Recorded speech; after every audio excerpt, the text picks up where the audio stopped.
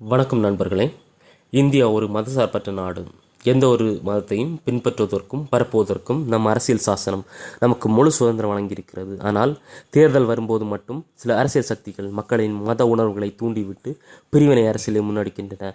குறிப்பாக குளச்சல் தொகுதி பாஜக வேட்பாளர் சிவகுமார் மற்றும் இந்து முன்னணி போன்ற அமைப்புகள் குமரி மண்ணின் மத நல்லிணக்கத்தை சிதைக்க முயற்சிப்பதாக போர்கள் எழுகின்றன. இன்று இதை பற்றி தான் பேசப் போகிறோம்.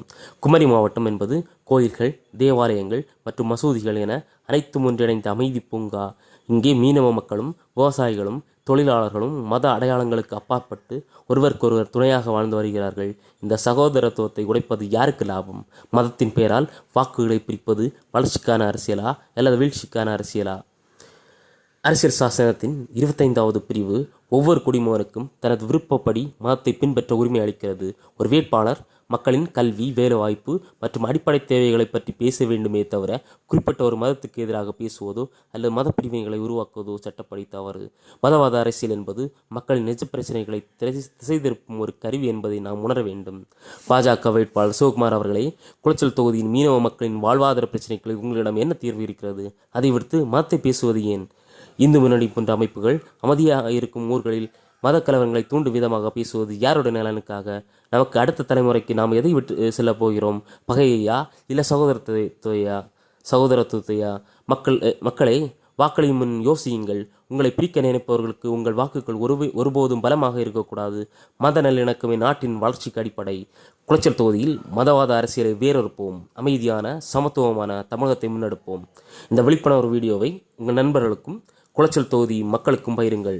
மதத்தால் பிரியாமல் மனிதத்தால் ஒன்றிணைவோம். உங்கள் கருத்துக்களை கமெண்டில் சொல்லுங்கள். நன்றி.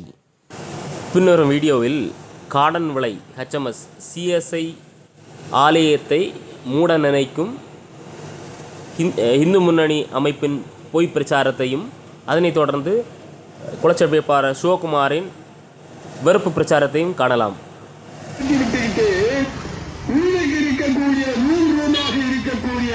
அந்த கட்டுமானத்தை எடுத்து மாற்றி விடுவார்கள். அது பெரிய ஹாலாக மாறிவிடும்.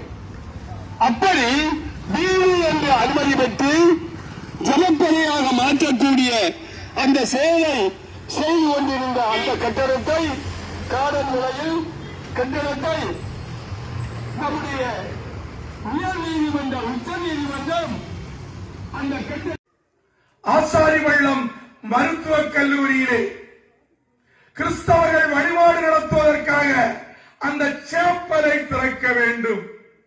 கேட்டீங்களா? கேட்கல? கேட்கின்றால் ஆசாரிவள்ளம் மருத்துவக் கல்லூரி என்பது யாருடைய சொத்து? ஆசாரிவள்ளம் மருத்துவக் கல்லூரிக்கு சென்றவர்களுக்கு தெரியும். நேரே முன்வாசல் வழியாக செல்லும் போது இடது பக்கத்திலே ஐயன் சாஸ்தா சபரிமலை ஐயப்பனுடைய மர உருவம், அந்த ஆலயத்திற்கு சொந்தமான 110 ஏக்கர் நிலம் யாருடைய அப்பஞ்சத்தில் யாருக்கு சேப்பல்?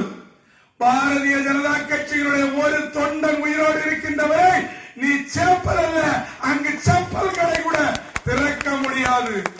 குளச்சல் தொகுதியில் மதசார்பற்ற வேட்பாளரை சிந்தித்து தேர்ந்தெடுங்கள்.